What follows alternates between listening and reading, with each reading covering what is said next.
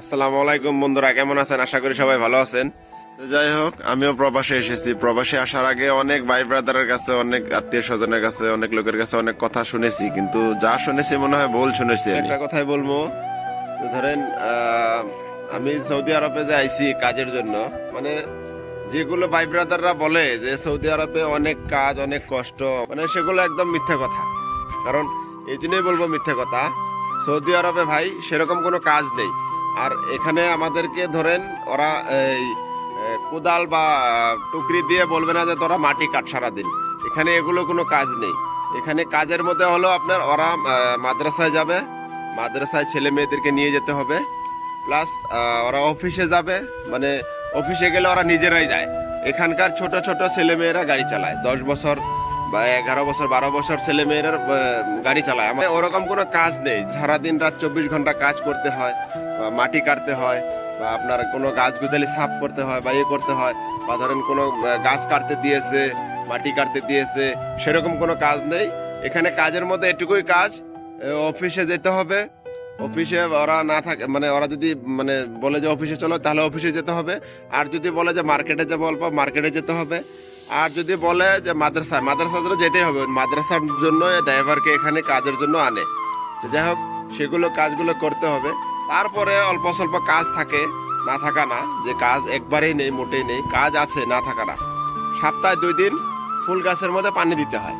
সেগুলো ফুল গাছ আপনাদেরকে আমি অলরেডি দেখিয়েছি ফার্স্টে একটা ভিডিওতে, যে গার্ডেনটা দেখে নেন।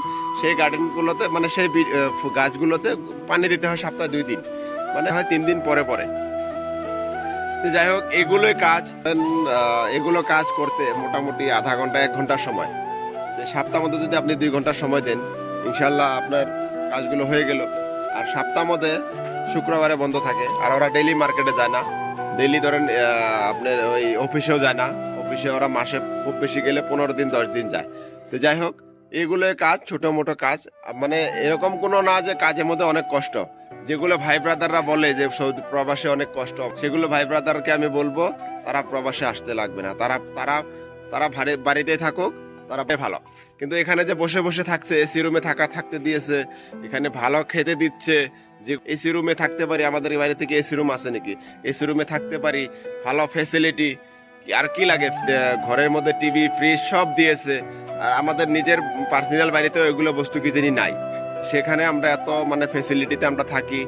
যাই হোক, মানে কষ্ট হয়, প্রবাসীদের কষ্ট হয়। কষ্ট হয় নাকি যে আমি বলবো না যে কষ্ট হয় না, কষ্ট হয়। কোনগুলো কাজের কষ্ট হয়? যেগুলো ধরুন আপনার খেজুরের বাগানের কাজে এসেছে, সেগুলোতে কষ্ট আছে। আর যেগুলো ধরুন ভেড়া বকরি রাখতে এসেছে, উট ভেড়া রাখতে এসেছে, সেগুলোতে কষ্ট আছে। মরুভূমিতে থাকতে হয়, রোদের মতো থাকতে হয়। ধরেন এরকম কাপড়ের ঘর বানিয়ে দেবে, সেই ঘরের মধ্যে থাকতে হয়। আপনারা তো মানে ভাবতে পারছেন, মানে বুঝতে পারতেছেন যে এই কাপড়ের ঘরটার মধ্যে কিরকম আপনার গরম হবে এখন। আর এখানে 50 ডিগ্রি 49 ডিগ্রি তাপমাত্রা থাকে সব সময়। এই তাপমাত্রার মধ্যে ধরেন একটা মরুভূমিতে ছাগল বকরি রাখতে গেলে কিরকম মানে কষ্ট হবে, সেটা তো আপনারা অনুভব করতে পারতেছেন মনে হয়। তো যাই হোক, কষ্ট আছে, না থাকা না, কিন্তু এই মানে এগুলো কাজে কষ্ট আছে। ছাগল মানে আপনার উট ছাগলের কাজের মধ্যে অনেক কষ্ট আছে। তো আমি বলবো যে বাড়ির কাজের মধ্যে এরকম কোনো কষ্ট নেই। বাড়ির কাজের মধ্যে কষ্ট থাকলে যে আমি যেগুলো বললাম যে সেগুলোই কাজ, আর কোনো কাজ নেই। এগুলো কাজের মধ্যে যদি কষ্ট হয়, তাহলে আমি ভাই ব্রাদারকে একটা কথাই বলবো, তারা প্রবাসে আসতে লাগবে না, তারা বাড়িতে থাকুক, বাড়িতে কাজকর্ম করুক, ওটাই ভালো হবে। এগুলো মানে কথা এই জন্যই বলছি, যেগুলো প্রবাসী ভাইয়েরা বলে যে কষ্ট হয়, কাজ করতে অনেক কষ্ট, থাকতে পারে। কষ্ট কোনগুলো হয়? যে আপনি ফ্যামিলি রেখে এসেছেন বাইরে, মানে ঘরের থেকে আইসেন, ফ্যামিলি রেখে, বাবা মা, বিবি, বাচ্চা, ভাই ব্রাদার, বন্ধু বান্ধব সবগুলো রেখে এসেছেন, সেগুলোর কষ্ট হয়। ছেলে মেয়েদের কষ্ট হয়, বাবা মার কষ্ট হয় যে এখানে আসি, মানে বাবা মাকে দেখতে পারছি না, বাবা মার সঙ্গে কথা বলতে পারছি না, বা সেগুলোই কষ্ট, অন্য কোনো কষ্ট নেই। এগুলো কষ্ট মোটামুটি 15 দিন 1 মাস কষ্ট হয় এগুলো। তারপরে এগুলো কষ্ট শেষ। আপনার যখন ভাষাটা শিখবেন লাহেলে অল্প, তারপরে আপনার এগুলো কষ্ট সব শেষ। যাই হোক, আমার এতটুকু বলার ছিল।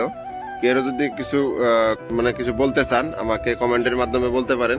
তো যাই হোক, আশা করি আপনাদের ভিডিওটা দেখে ভালো লাগবে। তো ইনশাল্লাহ যারা আমার ভিডিও দেখতেছেন, সাবস্ক্রাইব, লাইক, শেয়ার করে দিবেন।